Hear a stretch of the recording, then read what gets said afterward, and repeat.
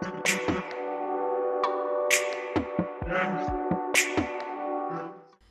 Student, आज हम taxation में chapter 3 residential status of an SSC start कर रहे हैं।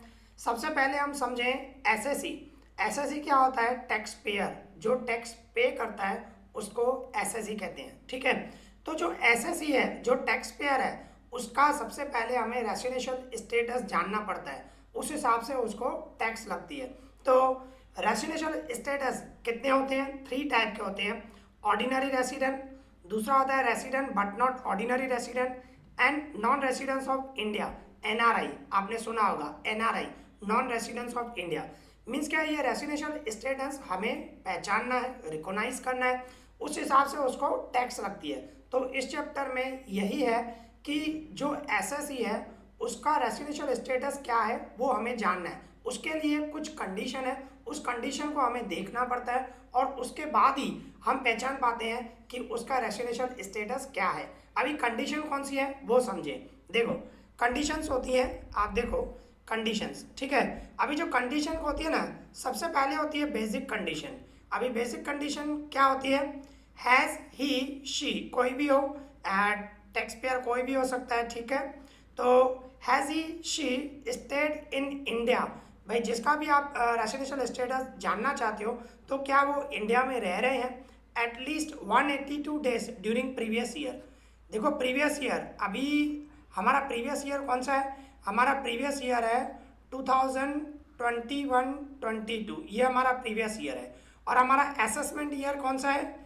असेसमेंट ईयर जो कंटिन्यू अभी चल रहा है 2022-23, ये ध्यान रखना। ये जो होता है ये असेसमेंट ईयर है, आप खुद समझ सकते हो।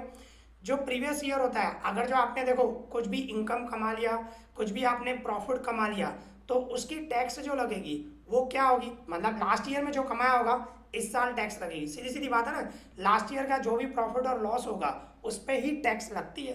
ठीक है ना, तो हमेशा हमें प्रीवियस ईयर देखना पड़ता है, तो प्रीवियस ईयर पे टैक्स लगती है। तो प्रीवियस ईयर के लिए हमें सोचना है। ठीक है, ये ध्यान रखना। और हमारा प्रीवियस ईयर है 2021-22।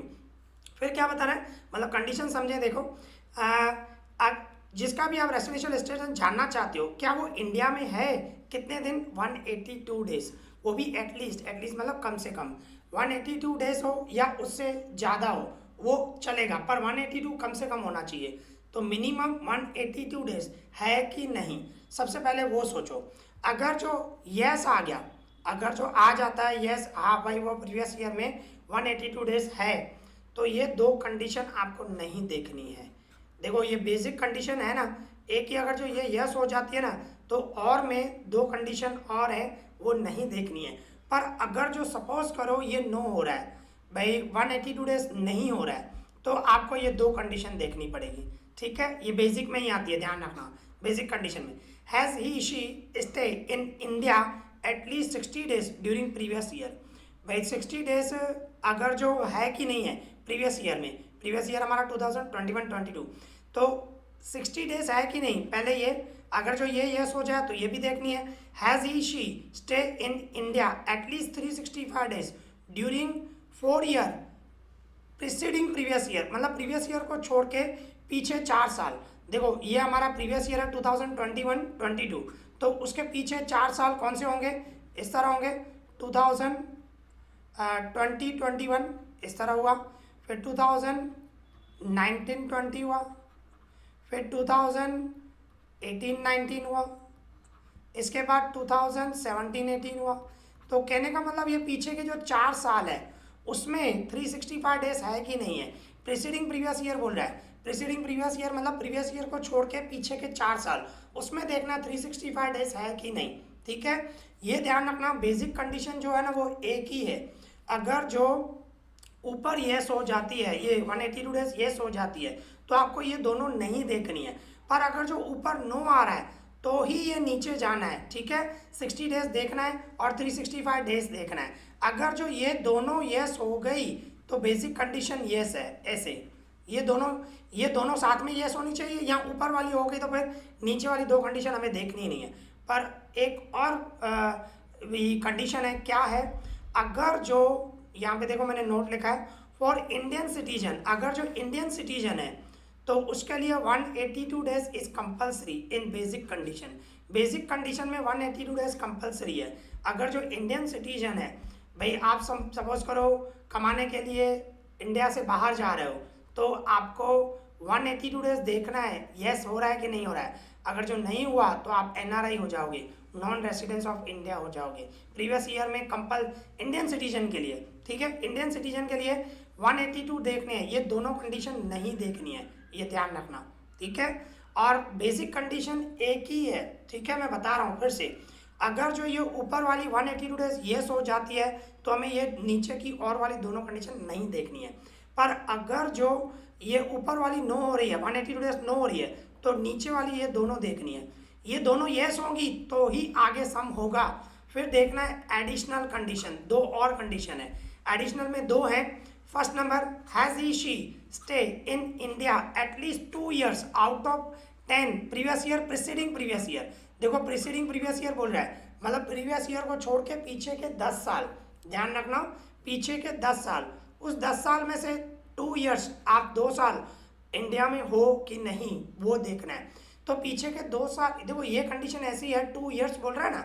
अगर जो सपोज करो आप 2018, मतलब समझो इंडियन सिटीजन नहीं हो आप, या इंडियन सिटीजन हो, बाहर गए हो कमाने के लिए, कुछ भी एक्सेट्रा, एम्प्लॉयमेंट के लिए गए हो, कुछ भी हो, तो आप बाहर गए हो और फिर आप खाली पीछे 10 साल में समझो 15-16, पीछे के 10 साल कोई भी होंगे, इसमें आप खाली समझो 10 दिन रह के गए और इस ईयर में 10 डेज आप रह के गए, ठीक है।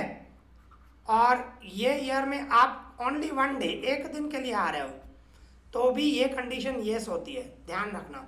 ये जो कंडीशन है ना 10 years में से 2 years, इसमें 2 year कैसे देखे जाते हैं, आप पीछे 10 साल में कोई भी 2 साल में एक दिन भी आए हो तो ये येस हो जाएगा, ठीक है। ये कंडीशन ऐसे है, ध्यान रखना। 3 डेज नहीं गिनने हैं, ऐसा नहीं है कि भाई 365 मतलब 700 समथिंग करना है, नहीं, आपको ऐसा नहीं करना है। एक साल का 365 डे नहीं, ये कंडीशन में आप किसी भी ईयर में, पिछले 10 साल में किसी भी ईयर में आप इंडिया में एक दिन भी आए हो, ऐसे आप 2 साल या 3 साल आए हो, तो ये कंडीशन यस हो जाएगी, ध्यान रखना, ठीक है। 2 years ऐसे होता है। इसके बाद एडिशनल कंडीशन दूसरी है, has he she stay in India at least 730 days during 7 years, 7 previous year preceding previous year, मतलब पीछे प्रीवियस ईयर को छोड़ के पीछे के 7 year, 7 साल, 7 साल में आपको दिन गिनने हैं, इसमें डेज गिनने हैं, 730 days हो कि नहीं हो। अगर जो वो आपको देखना है, कम से कम 730 days होना चाहिए, 730 days या उससे भी ज़्यादा, ठीक है, तो मिनिमम 730 days होना चाहिए। तो ये एडिशनल कंडीशन है, ठीक है। तो इस तरह देखो, अभी जो हमें कंडीशन मिली हुई है, देखो ये हमारी कंडीशन, बेसिक कंडीशन को मैंने बताया एक ही माना जाता है, ठीक है। 182 डेज हो गए तो और वाले नहीं देखने हैं, 182 डेज नो हुआ तो ही और वाली कंडीशन देखनी है, अदरवाइज नहीं देखनी है। और बेसिक कंडीशन एक ही गिनी जाती है, एडिशनल कंडीशन 2 है, एडिशनल कंडीशन 1, एडिशनल कंडीशन 2। देखो जो ऑर्डिनरी रेसिडेंट होता है ना, उसमें तीनों में यस होता है, तीनों में यस होना चाहिए। अगर जो तीनों यस हुआ, बेसिक कंडीशन यस हुआ, एडिशनल कंडीशन 1 जो है वो भी यस हुआ, एडिशनल कंडीशन 2 वो भी यस हुआ, तो आप ऑर्डिनरी रेसिडेंस हैं। आप अपने लिए सोचो, क्या आप प्रीवियस ईयर में 182 डेज थे? यस थे, ठीक है ना, तो ये बेसिक कंडीशन यस हो गई, ओके। और दूसरा, आप पीछे 10 साल में 2 साल क्या इंडिया में थे? यस थे, तो ये भी बेसिक कंडीशन यस होगी। और पीछे के 7 ईयर, पीछे के प्रीवियस ईयर को छोड़ के पीछे के जो 7 ईयर है, उसमें क्या हम 730 डेज थे? आप अपने लिए सोचो, यस मैं तो था, ठीक है, मैं तो गया ही नहीं आउट ऑफ इंडिया, तो यस मैं था, तो मैं ऑर्डिनरी रेसिडेंट में आता हूँ, ठीक है, इस तरह होता है। तो ऑर्डिनरी रेसिडेंट में आ रहे हो आप, वो आपको देखना है डेज, ठीक है।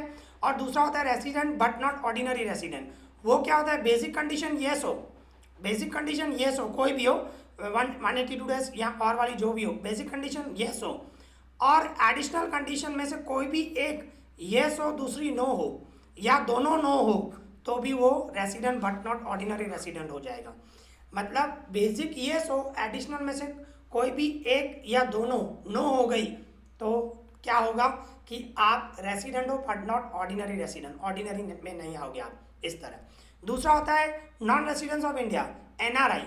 देखो बेसिक कंडीशन अगर जो नो आ गई ना, बेसिक कंडीशन ही नो आ गई, आपको सम आगे करना ही नहीं है, आगे आपको सम करना ही नहीं है। बेसिक कंडीशन नो हो गई तो एडिशनल कंडीशन देखने की जरूरत ही नहीं है, तो आप एनआरआई हो गए, नॉन रेसिडेंस ऑफ इंडिया।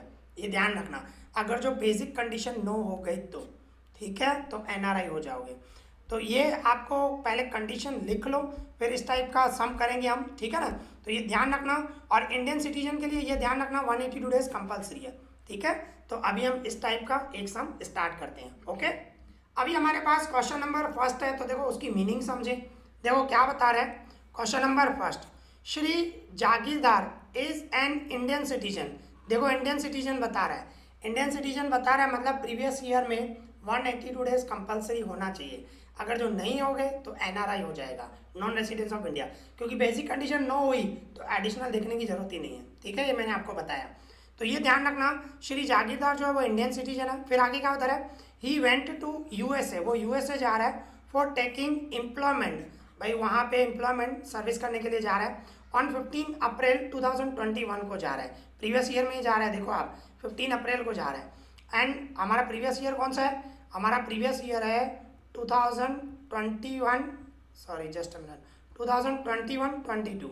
तो कहने का मतलब प्रीवियस ईयर 1 अप्रैल से स्टार्ट होता है, 1 अप्रैल 2021 से लेकर 31 मार्च 2022, ये हमारा प्रीवियस ईयर है, ध्यान रखना, ओके। ये प्रीवियस ईयर है।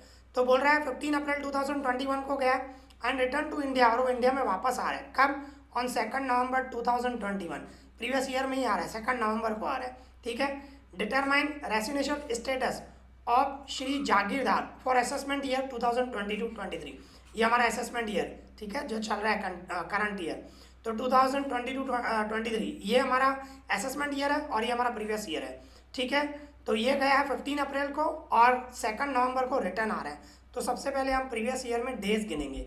आप देखो ये हमारा प्रीवियस ईयर, ठीक है, 1 अप्रैल 2021 से लेकर 31 मार्च 2022। आप देखो अप्रैल में कौन से डे को गया है, 15 अप्रैल को गया है। तो कहने का मतलब इंडिया में वो 15 अप्रैल तक था, मतलब अप्रैल में 15 दिन था, ठीक है ना, 15 अप्रैल को चला गया। तो इंडिया में 15 दिन, अप्रैल में 15 डेज तो था ना, हमारा अप्रैल से ही स्टार्ट हो रहा है ईयर, ठीक है। 1 अप्रैल प्रीवियस ईयर हमारा अप्रैल से ही स्टार्ट होता है। तो अप्रैल में 15 डेज था, 15 अप्रैल को चला गया, ठीक है ना, तो 15 दिन तो था। फिर कब आया, 2 नवंबर को रिटर्न आया, 2 नवंबर को, मतलब नवंबर की फर्स्ट डेट को सिर्फ नहीं था, तो नवंबर के सभी दिन था, सिर्फ फर्स्ट डे को नहीं था, पहली तारीख को नहीं था, फर्स्ट डेट को, ठीक है ना। तो कहने का मतलब नवंबर, और कब फिर से रिटर्न आ गया, तो मतलब मार्च तक है यहाँ पे, ऐसा नहीं बोल रहा कि फिर से यूएस से चला गया। तो इंडिया में ही है 2 नवंबर 2021 से लेकर हमारा प्रीवियस ईयर है 31 मार्च तक, तो मार्च तक इंडिया में ही था, ठीक है ना, आप देख सकते हो। तो देखो नवंबर में 29 डेज, 29 क्यों, क्योंकि वो 1 नवंबर को इंडिया में नहीं है, 2 नवंबर को आ रहा है। तो नवंबर में 30 डेज, उसमें से फर्स्ट डेट निकाल दी, एक दिन निकाल दिया, तो रिमेनिंग कितने बचे, 29, इस तरह। और दिसंबर में पूरा ही मंथ है 31, इसी तरह जनवरी में 31 पूरे के पूरे, फरवरी में 28, और इसी तरह मार्च में 31। हमें मार्च तक गिनना है, हमारा मेरी प्रीवियस ईयर 31 मार्च 2022 है। तो देखो टोटल मिला के कितने दिन, प्रीवियस ईयर में कितने दिन है, 165 डेज है। तो मैंने आपको बताया इंडियन सिटीजन के लिए 182 डेज कंपलसरी है, उसकी और वाली कंडीशन नहीं देखते हैं बेसिक कंडीशन में, मैंने आपको बताया। तो ये तो एनआरआई हो गया, ठीक है। तो इसमें आपको इस तरह बनाना है कंडीशन फॉर रेसिडेंट, फिर whether the condition is fulfilled, वो फुलफिल हो रही है कि नहीं हो रही है वो आपको देखना है। तो हमारी basic condition, has he stay in India at least 182 days during previous year, क्या वो प्रीवियस ईयर में 182 डेज था, नहीं है, वो प्रीवियस ईयर में सिर्फ 165 डेज है। तो हम क्या लिखेंगे, नो। और बेसिक कंडीशन नो हो गई, और मैंने आपको बताया इंडियन सिटीजन के लिए कंपलसरी 182 डेज, और वाली जो 2 कंडीशन है वो नहीं देखते हैं। बेसिक में मैंने 2 कंडीशन और बताई, वो नहीं देखते हैं इंडियन सिटीजन के लिए, ठीक है। तो बेसिक कंडीशन ही नो हो गई तो एनआरआई हो गया, सीधा फिर आपको वही लिखना है, Shri Jagirdar does not fulfil basic condition, भाई जागीरदार जो है वो बेसिक कंडीशन फुलफिल नहीं कर रहा है। सो इसके लिए हिज रेसिडेंस स्टेटस, इसका जो रेसिडेंशियल स्टेटस होगा वो नॉन रेसिडेंस ऑफ इंडिया हो गया, एनआरआई हो गया वो, ये आपको लिखना है, ठीक है। इस तरह ये हेडिंग मतलब क्या है, हेडिंग करके करना, क्योंकि क्या है यही आंसर है आपका, एग्जाम में ये 5 मार्क या 6 मार्क में आता है, तो सिर्फ आपको इस तरह करना है, सिंपल। ठीक है, तो आज हमने जो भी सम किया आई होप आपको अच्छे से समझ में आया होगा। इस वीडियो में इतना ही। Thank you.